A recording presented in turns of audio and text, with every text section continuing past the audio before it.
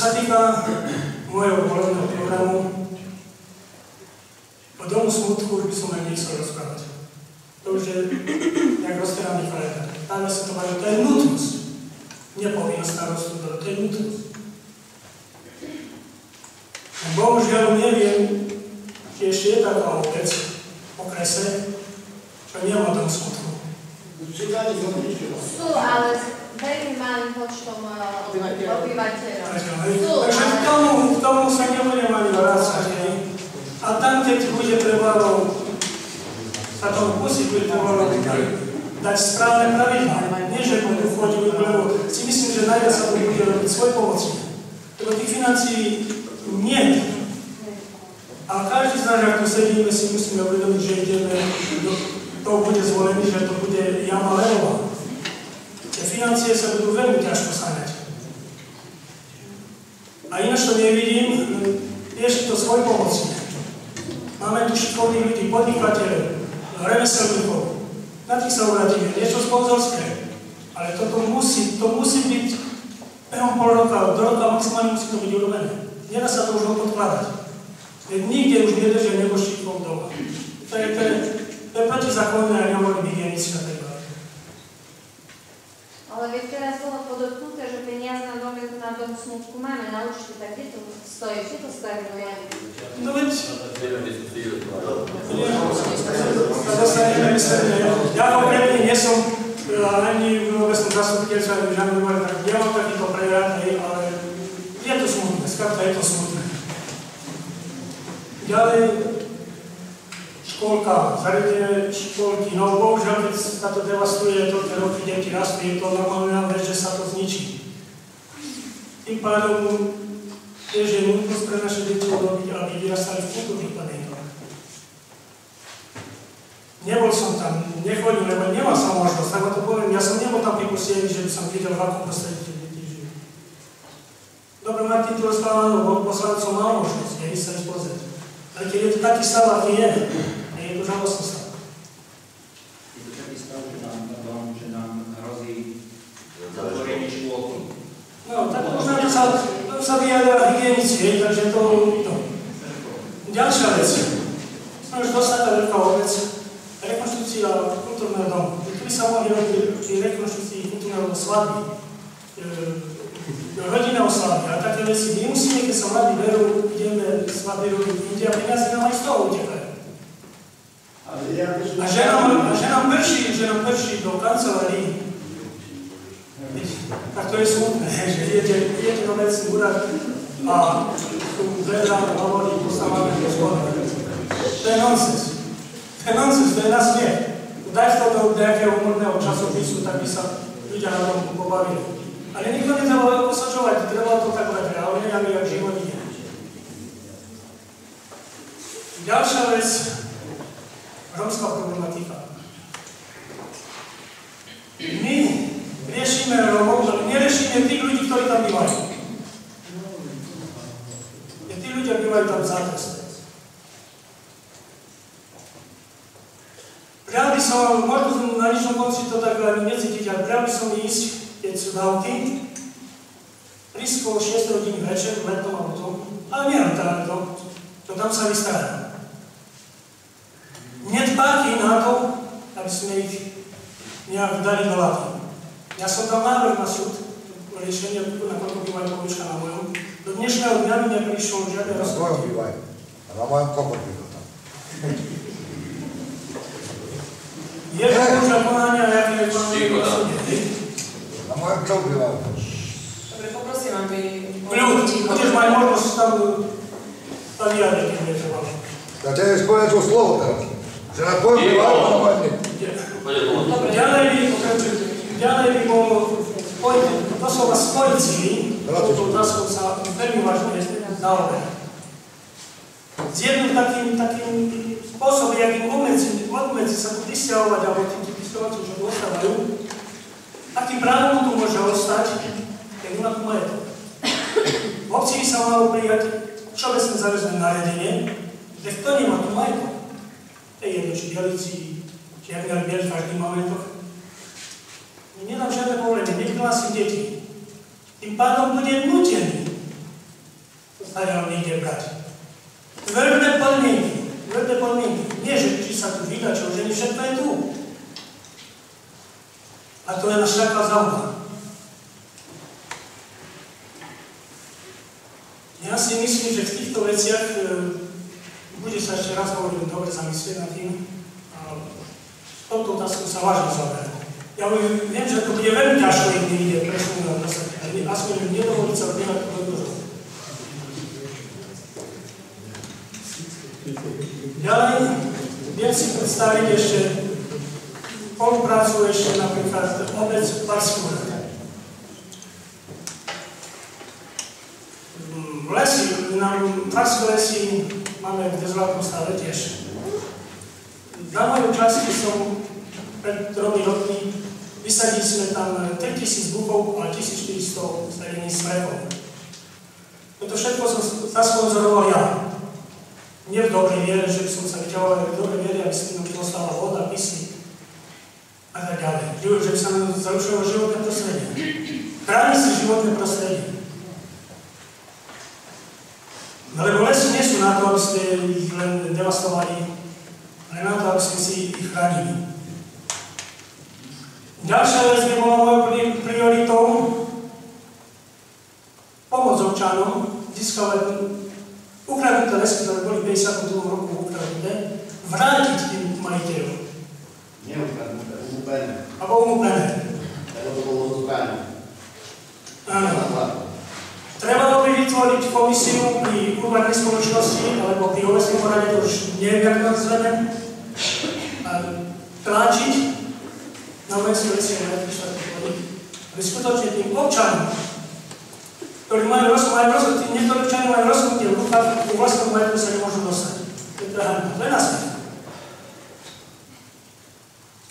A tieto veci, čo tu boli spomínané, si myslím, že každý jeden z nás vie, že čo treba musí robiť. Takže to zbytočne kolo toho rozvinovať, ale je to... Je na modie, aj tak sa... No lebo hovorím, tak silou bolo dosť, ten skutkov má. Teraz treba, aby boli skutky. Ináč to nie je. Ďakujem. Dobre, ďakujeme pekne. Prosím ďalšieho kandidáta, Pavlína Hadzináka. Milé dámy, vážení páni, vítam vás na dnešnom prevednom zhromaždení. Nejaké by ste mali poznačiť, ja som dúfam, tomuto nie je presvedčený.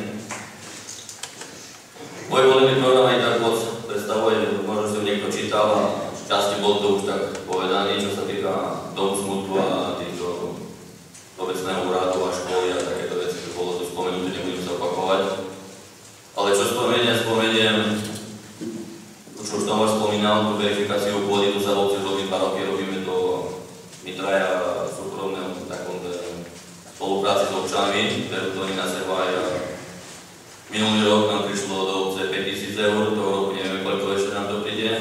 Tiež to súhlasom toho občanov, ktorí nám podpísali, aby sme mohli na ich pozemkov verifikovať. Môžete sa pozrieť košaríska puty, v akom sú stave, sú vykusené. To isté sme robili to rok pojazd polúbku, boli podozvy zo strany ľudí, že sme robili to svojevoľne, bez opýtania niekoho, my sme to robili pod hlavičkou kurubáru alebo družstva. Takže ľudia, ktorí majú nejaké dotázy na to a sú s tým nespokojní, že sa to robí, že sa to zveľaďuje táto zeleň, lebo tak sa to udržuje, aspoň, že to nezarastá. Môže mi tu povedať ostatným ľuďom, nielen predsedovi kurubáru, predsedovi kurubáru to nechce povedať, čo je proti tomu. A potom bola to tak povedať, že poza oči nám hádzu polena pod nohy, aby sa to nerobilo, je určitá skupina ľudí, čo to budú robiť vždycky, to čo bude starosta Cigan, či bude biely, či bude zhodová, skáde, vždy to tak bude, nikdy nebude ten starosta ideálny. To chcem podotknúť na to, že fakt, pokiaľ tam budeme sa správať jeden druhému, nebudeme si držní, nebudeme to, čo majú predsudky v sebe, budeme to nosiť, čo na našich dedove nám rozprávali, že s tým sa nerozprávali, s tým smol, toto, tak to v živote nebude počúvať dobre. Pokiaľ to do seba nedostaneme, tie špatné veci a budeme sa tak u sebe správať, tak to nikdy nebude počúvať dobre. To vám za to dám, nie že hlavu dolu, ale to vám ručím. A roky roka to pôjde tak, ako je to posiel. Čo by som ešte chcel ako starosta, viete dobre, robil sa pri prvom moste ostalo to tak. Zasadil som sa o to, že na akej úrovni to ostalo, prečo to skrachovalo, všelijaké reči, tiež nechcem to dokumentovať. Zistí, že kde to vlastne na nejakom probléme, dalo by sa tam ľudí zamestnať. Martin nespomenul obecný podnik, tiež som to bola v programe, tiež by bola možnosť ďalších ľudí zamestnať. Daj tam šikovného pána jedného, by malo to záujem viesť ten podnik, ktokoľvek by mohol spoločkovať. Šikovný, komu by to šlo, zase by sa niektorí ľudia zamestnali. A čo už sa týka verejných alebo svojpomocných prác, koľkokrát si volali na brigáda, koľko prišli. Mám tu aj listiny, prezenčné listiny, koľko ľudia chodili na brigády, ktoré tak sme robili, že kto prišiel. Volili sme 7, 15 sme volili. Hej, Martin mal tam v programe, že je svojpomocne. Je to dobrý nápad, len kto by chodil. Koľko ľudí by prišlo, koľko je nás dneska na tom zhromaždení, koľko máme k tomu, aký prístup k tejto obci, ako to máme povedať. Neviem, no, hovorím, že kto bude starosta, a aký bude starosta, keď to aj výrazné voľby, nie že bude piame levové, ale budú takí siatí levy, čo budú do toho náčiť, ale pokiaľ nebude mať také dosadenie zastupiteľstva, že mu budú fakt nápomocní a robiť dobré veci, môže byť aký sa starosta, je dokáže. Môžeme, no a nebudem kýdať. Takže hovorím, je to len na nás, občanov, jak vyvinieme sa k tomu stávať ku každému problému a tak bude naša obec vyzerať. Ale toľko nebudem sa hovoriť opakovať. Ďakujem za slovo. Ďakujem pekne. Teraz postupíme slovo pani Anne Barnovskej, nech sa páči. Mňa tiež môžeš, že sa poznáte. Nie. Nie, pozdravím vás, môžete to predstaviť. Volám sa Anna Barnovská, pochádzam z Koláčkova. Teda momentálne nebývam v Koláčkove, trvale bývam v Koláčkove. Bývam v Starej Ľubovni, pretože ani mne, ani mojim rodičom vlastne nebolo umožnené, aby sme mohli bývať v Koláčkove. Vlastne to, čo už bolo spomenuté, situácia a medziľudské vzťahy v Koláčkove sú tak narušené, že jeden občan druhému vlastne nedopraje. Rodiny sú rozbité a vlastne mojim bodom programu je takisto spájať občanov, nie rozdielovať a všetkým občanom Koláčkova slúžiť rovnako v výkone funkcie starostu.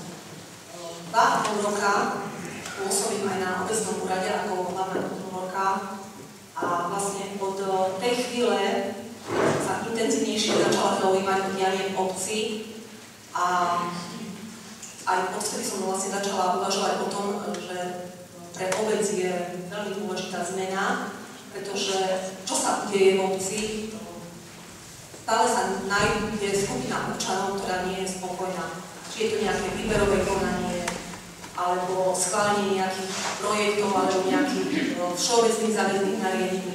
Stále vlastne počuť medzi ľuďmi nejakú nekalú súťaž.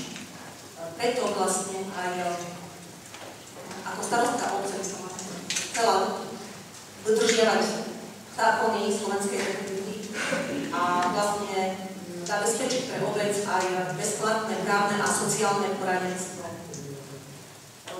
Nebudem taktiež sa opakovať ohľadom investičných zámerov, ktoré vlastne v obci sú nevyhnutné, dosť práva školy, škôlky, miestnych komunikácií, výstavba ihrísk.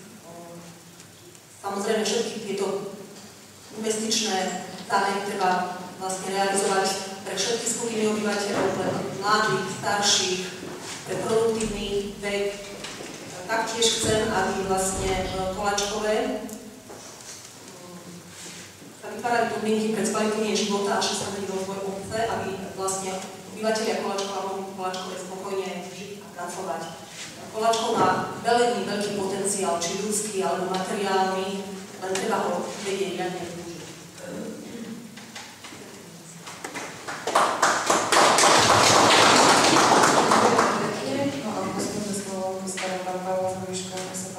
Takže ďakujem za slovo.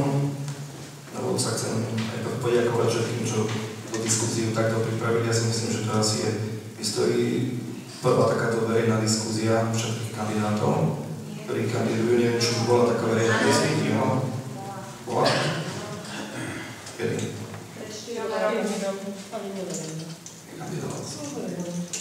Ale dobre, keď bola.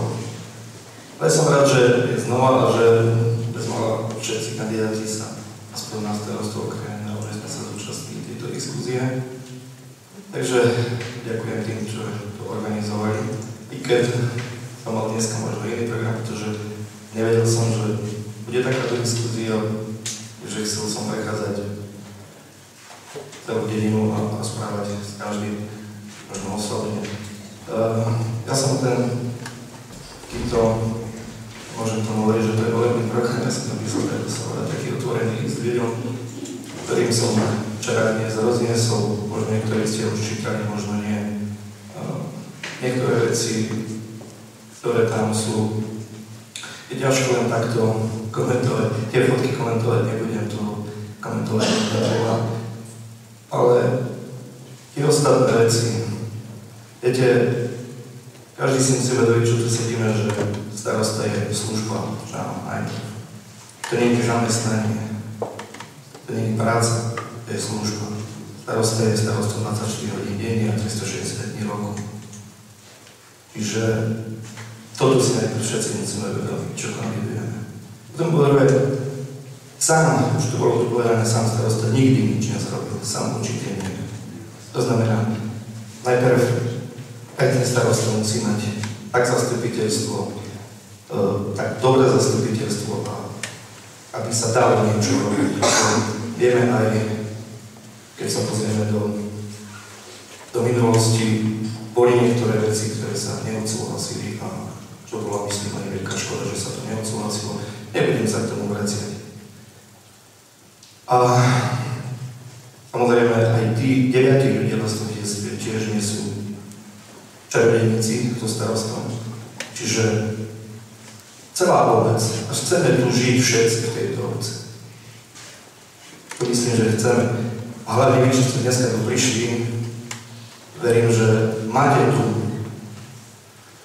v sebe to, že chcete tu žiť. Pretože ste aj tu prišli, týmto aj deklarujete, že nechcete sa stať stiahovať. Nikdy nebude ináč, keď všetci nepриložíme ruku k dielu. Všetci. Preto som tam aj napísal, že mojou predstavou je, že komisie, ktoré by mali pracovať pri obecnom úrade, by mali byť zapojení nielen poslanci, rozdeliť komisie medzi poslancov, ale ako také fakultatívne, lebo by som povedal ináč. Tie komisie by mali pracovať tak, že by viacero ľudí bolo do tých komisí zapájaných. To znamená, čím viac ľudí bude pracovať pre obec, tým tá obec bude vyzerať lepšie a krajšie. Robím 8 rokov pre verejnú správu ako projektový manažer a keď chodím po tých obciach, tam to funguje v tých obciach. Nielen kde je, to sa hovorí, tam je dobrý starosta, tak to funguje. Nie je to tak. Tam to funguje, kde je súdržný a dobrý národ v tej obci, kde všetci robia, kde sa všetci snažia, kde jeden druhému nepodrukujú nohy. Tam to funguje. Preto ja nedopadnú voľby, ako dopadnú nech hoci, ktorý z nás tam bude sedieť. Vyzývam všetkých nás, ktorí môžeme, aby sme pomohli. Ja keď som aj nebol ani poslancom, ani keď som mohol, som stále pomohol tieto veci. Lebo chcem tu bývať, nechcem sa stať odsťahovať. No a to najbolevejšie, čo nás bolí, ten vyšný koniec. Viete, chyby sa robili veľmi dávno niekedy. Už v 50. rokoch, keď tu nebol nikto z nich, keď neostal ani jeden, ktoré bolo všetko zbúrať, zvaliť, ako to zrobili v obciach, ako Šamrok alebo podobne. Viac sa to nenasťahovali. Ale aj vtedy bolo tak, že potrebovali sme možno kováča alebo koho, to nebol kováč, cigán. Tak to ostal a pomáhal tým ľuďom. Lenže ono sa to postupne navaľovalo a zvrtlo k tomu, že dneska je ten stav taký, že to je nežalostný. My sme včera s Fajom mojim otcom debatovali o tom, že bez malá vojnový stav. Ešte bolo, ako bolo, kým bolo tak, že nikráni. Kým sa ešte snažili pomáhať ľuďom. Dneska už je viacero tých, čo čo robia zle, ako robia dobre. Ja nezavidím nikomu, kto robil, že je to tak. Bude veľký problém ich niekde inde stade dostať, to je veľký problém. Ale keď budeme o tom rozprávať, keď sa nepričiníme o tom, ja som tam napísal, akýmkoľvek spôsobom sa budem snažiť, aby to dopadlo ináč. Akýmkoľvek, samozrejme v rámci zákonov tejto republiky, ale viete, my sme tá samospráva, tu všetci ľudia. Celá dedina, my sme tá samospráva. Na nás záleží, že či s tým pohneme alebo nie. Viete, hore sa na to pozerajú tak, no tak sú ticho, teda si je to robiť. Nebude ticho. Viete, lobky ja budem otvorené, takže vtedy budeme bušiť potom, aby sa to vyriešilo, my sa to nevyrieši. No a na záver chcem povedať všetkým kandidátom ešte vytrkovej kampane, samozrejme tí, čo kandidujú na poslancoch, keďže ešte máme 4 dní kampane, takže verím, že tá kampaň ešte prebehne takom peknom a takom, ako som povedal, priateľskom duchu, ako sme vonka boli svetkami, keď si vieme všetci, aj čo kandidujeme, peknej ruky podať, že ideme proti sebe, ale myslím, že všetci ideme za to, aby sa nám to žilo lepšie. Ďakujem.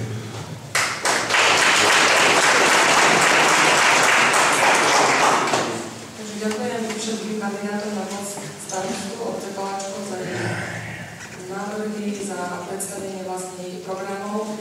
Myslím, že vlastne väčšina z nás už máte doma v stránkach ich letárky, ale si môžete prečítať aj vlastne vyššie informácie na internetovej stránke. No a teraz vlastne myslím, že príde tu taký najlepší čas, kedy môžete priamo zadávať otázky našim kandidátom. Takže kto má nejaké otázky, ja nechám mikrofón kolovať a môžete kričať. Dobrý deň. Chcem sa to spýtať teraz ako všetkých kandidátov. Väčšina z vás rieši rómsky problém. A chcem sa opýtať, prečo práve teraz ho riešia a prečo sú dvoje niektorých kandidátov na starosty plné cigánov. Ďakujem.